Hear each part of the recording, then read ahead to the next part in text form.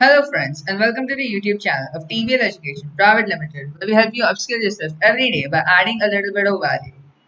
I'm Xavier Menezes from Mumbai और आज हम बात करने वाले हैं इंटेलेक्चुअल प्रॉपर्टी राइट्स के बारे में। ये हमारे मॉड्यूल का लेटेस्ट वीडियो है और अभी तक तो आपको अपने स्टार्टअप जर्नी में बहुत आगे बढ़ गए होंगे। आप समझ गए होंगे स्टार्टअप का आइडिया कैसे बनाने का, प्रोडक्ट को डिजाइन कैसे करने का, and maybe even how to come up with your pitch. However, problem सबसे ज्यादा आपको क्या होने वाला है? कंपटीशन का इशू। नो मैटर जितना भी अच्छा आपका आइडिया है, अ लॉट ऑफ कंपनीज वो आइडिया को लेने वाले हैं और अपने अच्छे अच्छे रिसोर्सेज के साथ वो आइडिया पे इम्प्रूव कर सकते हैं। What they can do with their amounts of money and your idea is going to be much more than क्या आप खुद से अचीव कर सकते हैं। बट आपको तो अपने क्रिएटिविटी के प्रोडक्ट्स को तो प्रोटेक्ट करना ही पड़ेगा। इतना थॉट आपने डाला, इतना काम आपने किया है, उसका तो रिजल्ट आपको प्रोटेक्ट करना ही पड़ेगा। वो आप कैसे प्रोटेक्ट करेंगे? उसका आंसर है intellectual property rights. Intellectual property rights are the rights that protect intangible creations of the human mind, such as ideas or formulas. अभी एक्चुअल प्रॉपर्टी को तो आप आराम से प्रोटेक्ट कर सकते हो, आप उसके अराउंड फेंस डाल सकते हो, सिक्योरिटी गार्ड्स को हायर कर सकते हो, बट ये हमेशा आइडियाज के साथ नहीं चलता ना। हाउएवर, इंटेलेक्चुअल प्रॉपर्टी राइट्स आपको अपने आइडियाज को प्रोटेक्ट करने को देता है। The most important IPR for a startup is a patent. Patents क्या होते हैं? They allow you to declare your product as unique based on a number of criteria and stop people from copying it. तो let's say आपने एक flying car build किया for example, आप उसके सारे ट्रेड्स को ऐसे आइसोलेट कर लो, उसके ट्रेड्स को डॉक्यूमेंट करो कि ये कार फ्लाई करता है, इसके इंजन जैसे है, ये ऐसा फ्यूल यूज करता है, इसके मैकेनिज्म ऐसे हैं। वो ट्रेड्स जब आप उनको लिख लेंगे और जब आप पैटेंट एप्लीकेशन फाइल करोगे और आपको पैटेंट मिलेगा, तो फिर that patent will stop other companies from making devices that use those same principles and have the same results. तो ऐसा ही नहीं है कि कंपनी आपके एग्जैक्ट कार के डिजाइन जैसा नहीं बना सकती बट उसको डिफरेंट कलर में बना सकती है। They will not be able to use that technology at all. Companies are much likelier to invest in startups that have patented their core invention since it is a stamp of quality. Obviously, companies को भी competition से बहुत डर है, but अगर उनको दिख गया कि आपने you the founder have patented your product, फिर आपको inventor का status मिलेगा, जो आपके लिए तो बहुत prestigious रहेगा। Patents will also prevent bigger, richer companies from copying your ideas, which allows you to expand and make profits without competition for a set period. अभी स्टार्टअप के अर्ली स्टेजेस में तो आपको तो प्रॉब्लम्स होने ही वाले हैं। आप ऑब्वियसली आपको बहुत सारे इश्यूज रहने वाले हैं, आपको टाइम का प्रॉब्लम्स रहेगा, रिसोर्सेज का प्रॉब्लम्स रहेगा, बट विद अ पैटेंट आपको एक चीज के बारे में नहीं, कंपटीशन के बारे में वरी नहीं करना पड़ेगा। आप जितना भी टाइम है आपके पास, आप प्रोडक्ट को मार्केट कर सकते हो, आप लोगों से सर्विस दे सकते हो, प्रोडक्ट पे इम्प्रूव कर सकते हो, और आपको ऐसा कॉन्स्टेंटली नहीं सोचना पड़ेगा कि what if this very big company, what if a company like Apple और Google just takes my idea and mass produces it with their own resources. उसके बारे में आपको वरी नहीं करना पड़ेगा और आपको वो अच्छे स्टेटस में मिल जाएगा। अब मैं आपको बताऊंगा the steps to get your product पैटेंटेड।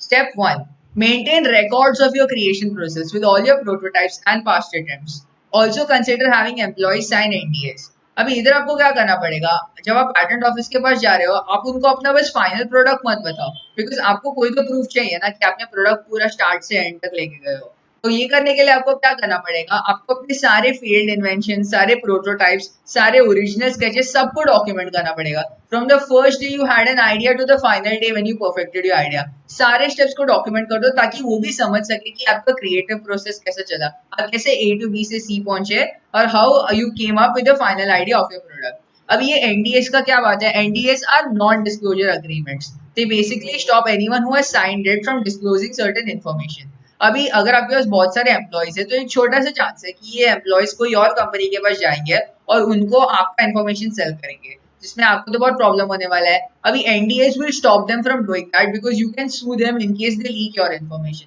Obviously अगर आप एक स्टार्टअप फाउंडर है जो खुद से सब चला रहे हैं, आपने अभी तक बस आइडिया ही बनाया है और आपके पास स्टाफ नहीं है, तो एनडीएस करवाने की कोई जरूरत नहीं है। Step 2. Look through patent databases to make sure that your product has not been created before.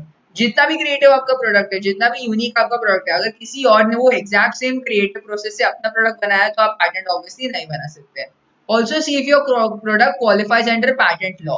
Patent law क्या होता है? बहुत सारे डिफरेंट कंट्रीज में यूनिक पैटेंट्स के लॉस होते हैं जो बोलते हैं एक प्रोडक्ट पैटेंट्स के लिए कैसे क्वालिफाई करते हैं, और वो क्वालिटी को हम लोग पैटेंटेबिलिटी बोलते हैं। तो आपके प्रोडक्ट के पास पैटेंटेबिलिटी रहनी चाहिए। And what are the trades for this? Your invention must be new. एक तो आपको कंप्लीटली नया आइडिया रहना पड़ेगा। Secondly, non obvious. आप एक ऑब्वियस प्रोडक्ट के बेसिस पे आपका पैटेंट नहीं सीख कर सकते हो। आप एक एग्जिस्टिंग प्रोडक्ट को लेके उसका थोड़ा डिजाइन को ट्वीक करके आप उसमें प्रोडक्ट्स नहीं सीख कर सकते हो, आपको कुछ कंप्लीटली यूनिक बनाना पड़ेगा जिसके बारे में लोगों ने सोचा भी नहीं होगा, राइट? इन दैट रिगार्ड शायद से it would be more like a creative idea than just a device. At the same time you can't patent art, आपके प्रोडक्ट को यूजफुल रहना पड़ेगा, उसका कुछ तो प्रैक्टिकल एप्लीकेशन रहना पड़ेगा, वो बस ऐसे निहारने के लिए नहीं रहेगा। Step 3. Design sketches, drawings and 3D models that detail and demonstrate all the product traits. अभी ये एक बहुत इंपॉर्टेंट स्टेप है बिकॉज आपका प्रोडक्ट पैटेंट ऑफिस को परफेक्टली समझ में नहीं आ पाएगा, राइट? फर्स्ट साइड पे तो आपको क्या करना पड़ेगा, आपको उसको बहुत सारे स्केचेस बनाने पड़ेंगे, मॉडल्स बनाने पड़ेंगे और ड्राइंग्स बनाने पड़ेंगे। फिजिकली लिख लो मेरे पैटेंट की क्वालिटीज क्या है, what can it do, what can't it do, how was it made, और ड्राइंग्स भी बना दो जो पैटेंट के वेरियस फॉर्म्स डेमोन्स्ट्रेट करते हैं। सपोज अगेन आप एक फ्लाइंग कार बना रहे हो तो उसको ग्राउंडेड स्टेट में दिखाओ, उसको एरियल स्टेट में दिखाओ, उसके वेरियस कंपोनेंट्स को दिखाओ, ऐसे आप सारे उसके फीचर्स को डॉक्यूमेंट कर दो ताकि वो समझ जाए कि how your product will work, what are its limitations and what are its boundaries. Prepare your application. Step 4. Keeping in mind that it can be quite expensive. अभी minimum price बहुत सारे startup applications के लिए $5,000 रहता है, and while obviously patenting has become more common with startup operations, आपको बहुत ज़्यादा पैसा डालना ही पड़ेगा. A lot of tech companies actually have to spend up to $20,000 जो बहुत exorbitant है.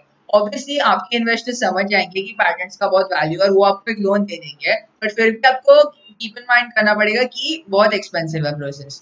File a provisional application first. Provisional applications क्या होते हैं, जब आप प्रोविजनल एप्लीकेशन फाइल करोगे आपको 12 महीने मिलेंगे, 1 साल मिलेगा आपके प्रोडक्ट को एक्चुअल पैटेंट ढूंढने का, जिसमें आपको एक लंबा सा क्लेम लिखना पड़ेगा। तो ये बेसिकली आपको प्रोडक्ट को एक एडवांस नोटिस देने का ट्राई करने लगता है।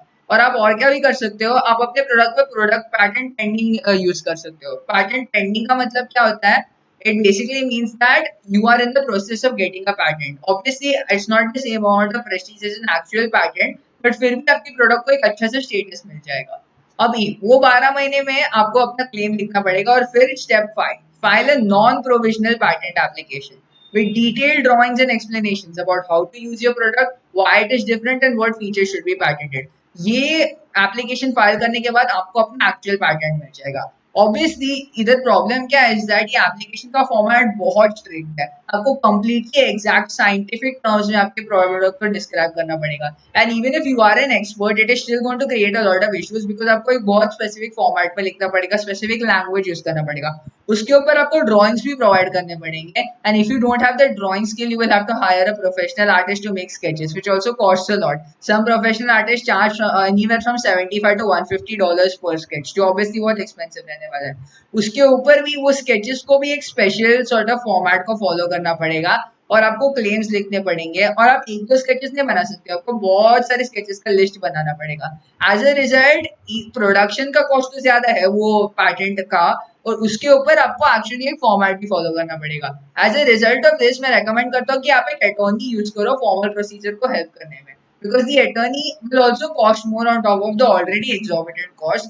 But एक एडवांटेज इज दैट वो आपका प्रोसेस बहुत स्ट्रीमलाइन कर देगा। बहुत सारे डिफरेंट कंपनीज ऑलरेडी अटर्नीज क्यों यूज करते हैं, ताकि उनका काम जल्दी से हो जाए।